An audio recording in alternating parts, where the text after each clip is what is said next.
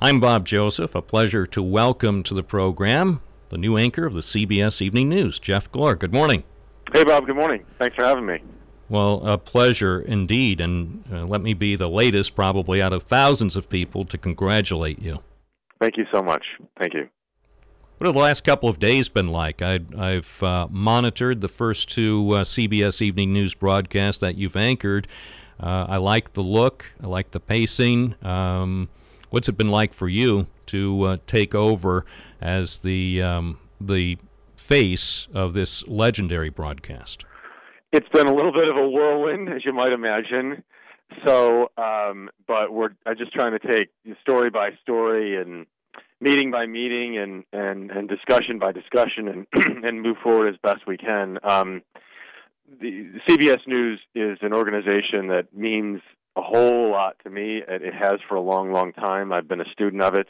I feel really lucky to play any role I can in its future. And so it's been exciting to get started here. We had sort of a short runway to launch between the announcement and when I took over. So I'm glad we're doing this now, instead of early next year or middle of next year.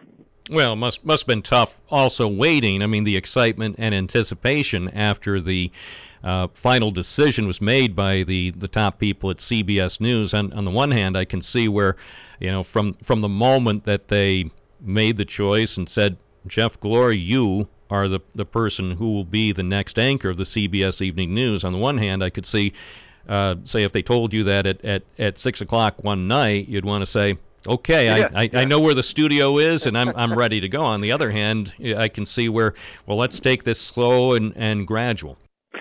Yeah, I would have been happy to do that had they said it that way. The toughest part was the waiting between, finding out and then the announcement. And so there was a period there where, you want to talk to a whole lot of people and you just can't. Yeah, I understand that there was a bit of a waiting period, and you were able to confide in, I'm sure, your wife and your parents, but not many other people beyond them. Yeah, that's right. My parents. So my parents are no longer together. They're in very good terms. My mother's in Buffalo. My father's in Indianapolis. And so after I called them, I only found out a day or two later that they had called each other because they couldn't talk about it with anybody else. So it was sort of a funny story. About how much time elapsed from the official decision, from the time that you knew you would be the next anchor till the time that CBS News made the formal announcement? It was like 2 or 3 weeks. That would be tough. I mean, yeah. I would be exploding. I mean, it's one of the most coveted jobs in journalism, and to not be able to share that with anybody beyond your most closest relatives. Yeah, no, well, it was. There's no doubt about it. But it's one of those things like, if you have to keep a secret, and it's better to keep a good secret, I guess, right? Absolutely. Many of our listeners know from having heard the coverage in the last few weeks that you grew up in Western New York. You're a native of the town of Tonawanda, outside Buffalo. Let's talk a bit about your early years. At what point did you start to take an active interest in the news? My first job was delivering newspapers, the Buffalo News, and so I always couldn't wait until the newspaper arrived. I was also a big sports kid, so I couldn't wait to check the box scores, and so I watched a decent amount of news growing up, the local CBS affiliate and the CBS Evening News. I initially went to school as a pre-dentistry major because my grandfather and uncle are both dentists in the town of Tonawanda, and I wasn't sure what I wanted to do when I went to Syracuse, and so I checked down the box for, doing that, and I took my first chemistry course and decided that was not going to work, and I transferred into the journalism school while still maintaining my dual major ended up being economics. My parents, I think, will probably tell you that they always thought I would do this, and they know best. So Maybe that's right, but I didn't really start sort of bearing down until my senior year. I mean, I worked hard, but there were a number of different professions I was considering, and then I did an internship at a local station in Syracuse. I did an internship at WBNG in Binghamton, and then I got a job as a writer at the station in Syracuse and sort of went from there. And I know from your chat with Howard Manges from WBNG, you recalled with him how certainly the technology, even though it wasn't that long ago, but technologically speaking, the equipment that TV journalists were using at the time is completely different from what people are able to use now in the field. Yes.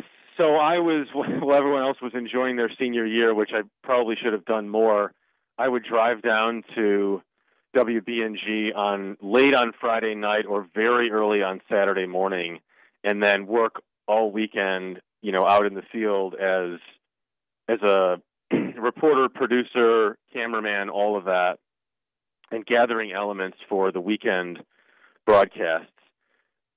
Anchored by Lisa Champeau at the time, and I would, so it was the 3/4 tapes, and it was a lot of gear. Everybody can take a picture with an iPhone these days. Back then, it was, I'd have a hip pack on you, which was what held the actual videotape, and then there's a PowerPoint, and then there's the camera itself. It was, it kept me in shape. Did you ever do anything on camera for Channel 12 during your internship in Binghamton? No, I used to go in very early on Sunday mornings. I would try before my shift started, and I would try to record stuff in the studio there. And I would bring the guys coffee and donuts and whatever else to try to get them to help me with that. But I would sort of practice, and it helped to put together what was my reel or my my resume tape at the time. But the only on-camera stuff I did when I was still in college was at the Syracuse station. I just talked with Greg Catlin, who was news director at WBNG at the time, and he told me at one point he did offer you a job, but as he recalls, you turned him down, and obviously you had bigger aspirations than doing some TV news for a couple of years in Binghamton and then moving on. I mean, your career really was on the fast path. I would have been happy. I would have loved to have worked in Binghamton. I was thankfully I was able to get the job offer from a couple stations in upstate New York, including Syracuse and Albany. And I stayed in Syracuse after graduation only because I felt comfortable there, and I was already working at the station. But I mean, we're back in. We're back in that area frequently. My wife's family is from the Sayre Waverly area, just below the border there, and so she's only 40 minutes from Binghamton, where she grew up, and we're back there. She's back there more often with the kids because I'm working a lot, but we certainly are visiting her in-laws often. Speaking with Jeff Glor, the new anchor of the CBS Evening News, you did have occasion to return to Binghamton, and unfortunately it was following one of the worst tragedies that we have seen in our city, the American Civic Association shooting in April of 2009. And you reported for CBS News from Binghamton following that sad occasion here on Front Street. Yeah, I'll never forget that, unfortunately. I remember driving up that day, that afternoon, and just the information was still coming in. Everything was still developed, but it was horrible. And it's one of those moments that it's an awful situation, but one that we have to cover, and I hope I did it with sensitivity. Well, my recollection is it was handled very well. It was interesting here, from my perspective as a Binghamton native and having reported here for so long, to observe the national and even international media descending on my hometown under those circumstances, and it seemed most most of the reporters who came in following the tragedy handled it as well as you could, as could be expected under the circumstances. I know I also spoke with Scott Gallagher, who was assignment editor some years ago at Channel 12, and at that time, when you and the people from CBS News were covering the Civic Association tragedy, you utilized the facilities of Channel 12 for some editing and certainly feeding material back to New York.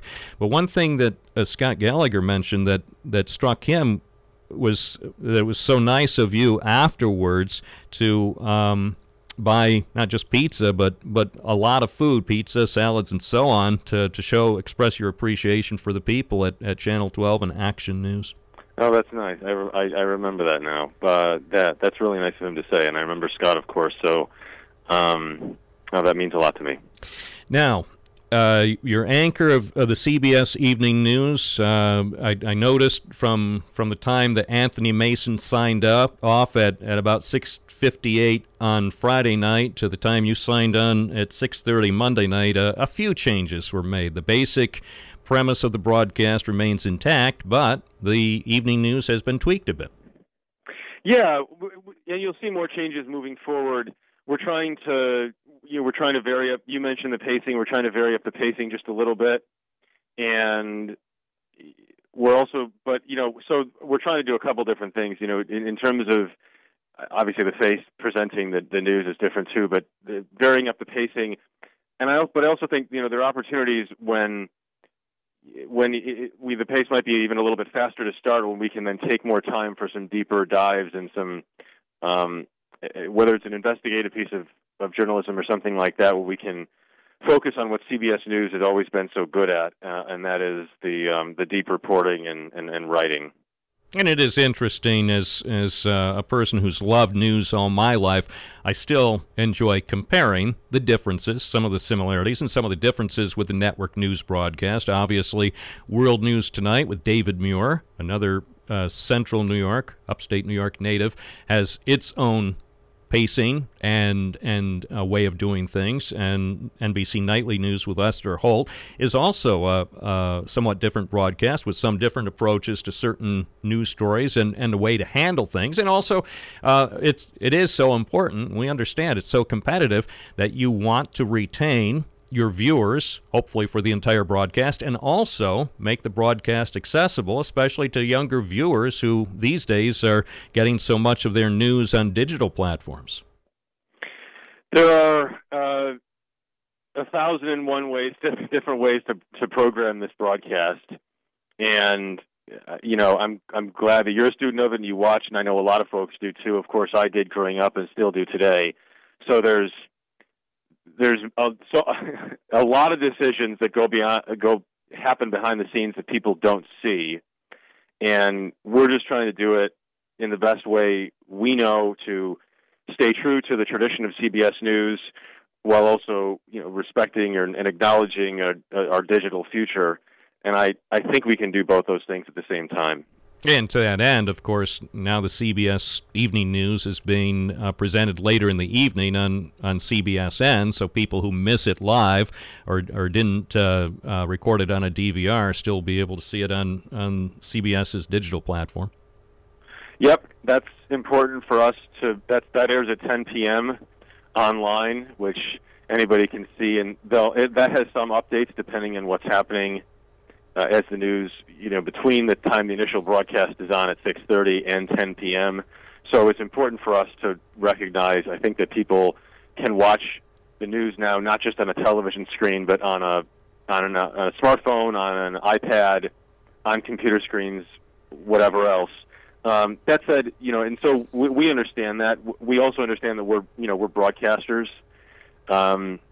First and foremost, and so the initial show that we put on, the newscast that we put on at 6:30 is really what we'd like people to see first, and we're going to try to do the best we can. to wrap up, we know this is a really challenging time for journalism in America. We saw what happened with ABC News last Friday with an erroneous report, and that's embarrassing, not just for one particular news organization, but I think for journalists everywhere, especially at a time of such increased scrutiny. And I imagine you and the team of professionals at CBS News feel the pressure, as you always want to be first, but most importantly, you want to be accurate. Right. And I think that's right. The accuracy is the most important thing. And so we're certainly interested in breaking stories when we can, but the first focus here is on being as accurate and fair as possible, and making sure that we treat everyone with respect and make sure we try to convey their story as best we can, whether it's someone in Binghamton or anywhere else around the country. It's very important to me that we listen to as many folks as we can. Jeff Glor, the new anchor of the CBS Evening News. Next time you might happen to be in the Binghamton area, if you stop by, I'll buy you a Speedy. My wife always keeps a large vat of Speedy sauce in the refrigerator to this day, and it is, I would say, what I use to marinate chicken 75% of the time. And I can imagine at some point in the CBS Evening newsroom, some people enjoying Speedies and you telling them this is a bit of upstate New York. I love it. Jeff Glor, thank you so much. I wish you the best in the coming months and years. Thank you so much, Bob.